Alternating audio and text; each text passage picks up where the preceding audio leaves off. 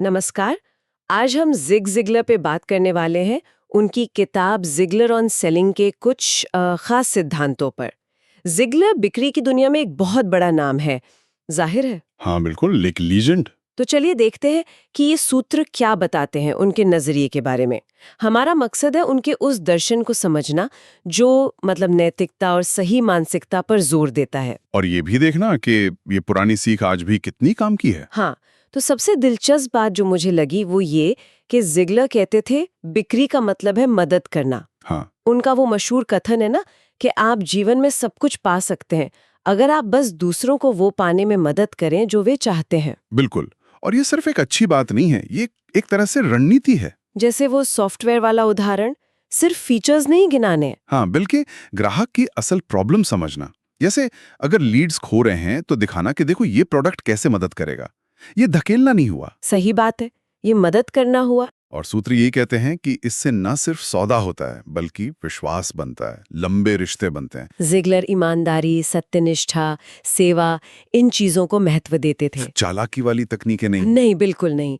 तो ये सिर्फ बेचने का तरीका नहीं, एक नैतिक आधार है। अच्छा, और इसी से जुड़ी एक और बात है, आपत्तियां, हाँ, ऑब्जेक्शंस। ये बहुत आम है सेल्स में। जिगलर सिखाते थे हाँ, कि आपत्ति का मतलब हमेशा न नहीं होता। हम्म। अक्सर ये दिखाता है कि खरीदार इंटरेस्टेड है हाँ, बिल्कुल, पर शायद उसे और जानकारी चाहिए। या थोड़ा और भरोसा। सही कहा। ये दरअसल ग्राहक के नजरिए को समझने और सहानुभूति दिखाने का मौका है।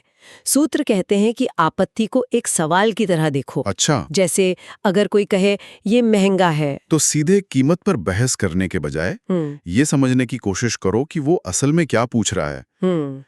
क्या वो कीमत के बदले मिलने वाले फायदे मतलब वैल्यू जानना चाहता है? हाँ, तो बातचीत को वैल्यू पर ले आओ। बिल्कुल।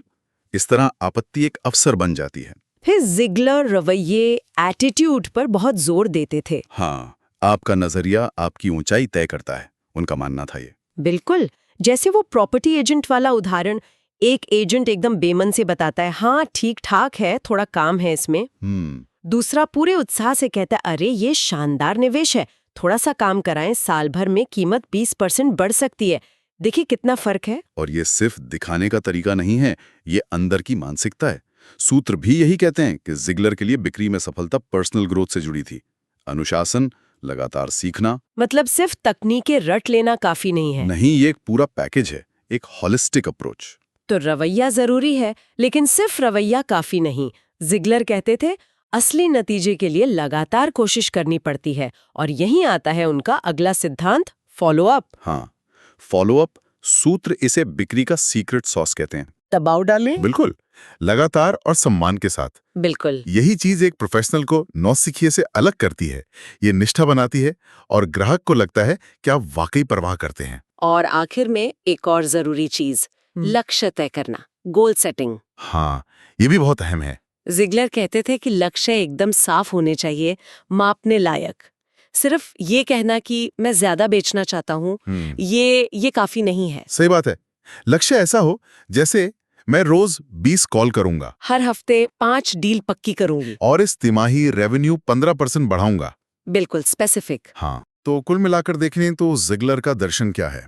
नैतिक बनो, सहानुभूति रखो, प्रभावी बनो, ईमानदारी से बेचो, ध्यान से सुनो, देखभाल से फॉलो अप करो और आत्मविश्वास से डील क्लोज करो। हाँ बिल्कुल। हालांकि सूत्र ये भी मानते हैं कि हाँ, कुछ उदाहरण या भाषा आज थोड़ी पुरानी लग सकती है, और शायद डिजिटल बिक्री तकनीकों का जिक्र उतना नहीं है। हाँ, वो उस जमाने के हिसाब से था, लेकिन मूल सिद्धांत तो आज भी उतने ही प्रासंगिक हैं। तो निचोड़ यही है कि जिगलर का तरीका सिर्फ बेचने की कला सिखाना नहीं था, ये इसे पर्सनल ग्रोथ और नैतिक मूल्यों से जोड़ने का एक पूरा दर्शन था। हाँ, बिक्री को एक सेवा की तरह देखना, लेन देन से बढ़कर। बिल्कुल। और हाँ, यहाँ एक सोचने वाली बात है। जिगलर का जो मूल मंत्र था, दूसरों को वो पाने में मदद करना जो वे चाहते हैं, इस सिद्धांत को हम बिक्री के अलावा मतलब अपनी प्रोफेशनल या निजी जिंदगी के और किन हिस्सों में इस्तेमाल कर सकते हैं? ये सोचने लायक बात है।